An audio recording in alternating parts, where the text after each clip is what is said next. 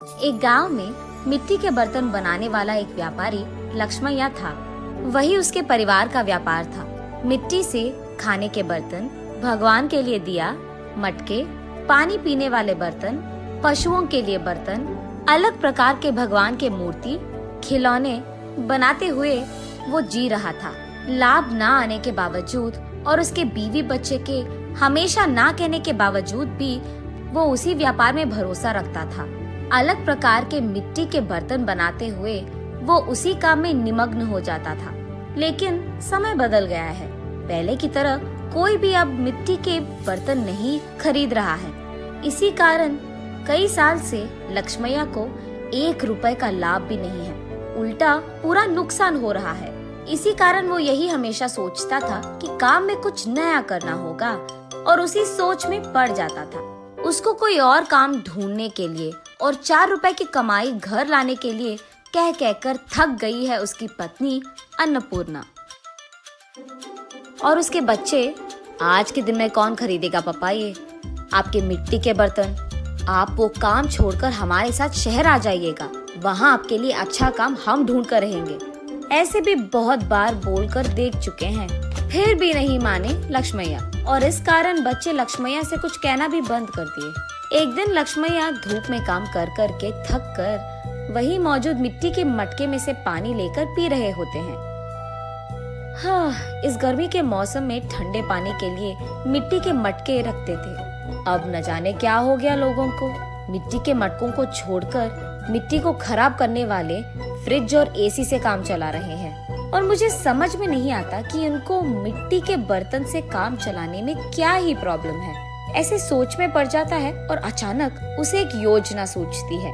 तुरंत उसके बीवी के पास जाकर ऐसे कहता है, सुनो, मुझे एक अच्छा योजना सूझा है।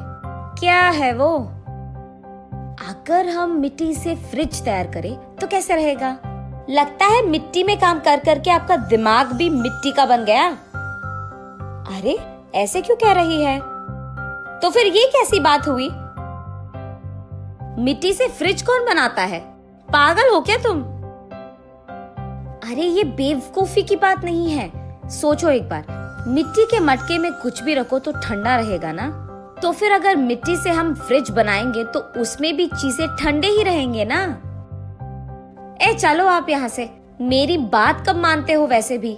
चलो जाओ तुम यहाँ से, जो करना है कर लो। ऐसे कहकर अन्नपूर्णा वहाँ से चली जाती है। अगले दिन लक्ष्मैया बहुत कोशिश करके एक छोटा सा मिट्टी का फ्रिज बनाता है।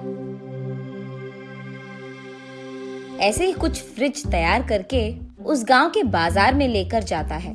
वहाँ वो एक भीड़ को इकट्ठा करके, ये मिट्टी से बना हुआ गरीबों का फ्रिज है। इसमें पानी डालने से ये खूब चलता है।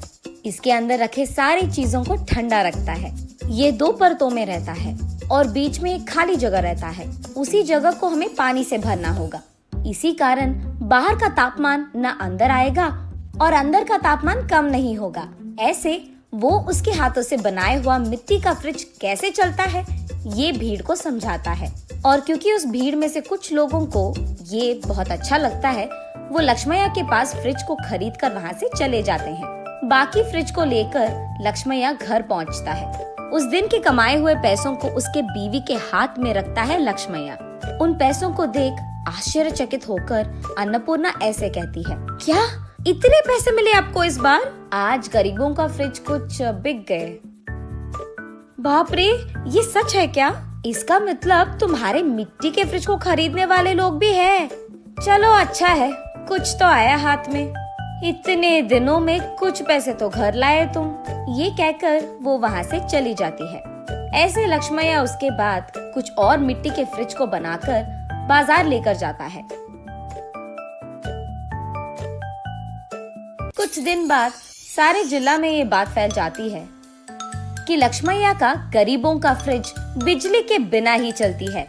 इस कारण लोग सारे लक्ष्मैया के घर सीधा पहुंचकर गरीबों के मिट्टी का फ्रिज खरीदकर वहां से चले जाते थे। इसी कारण एक ही झटके में लक्ष्मैया का व्यापार बहुत बढ़ जाता है।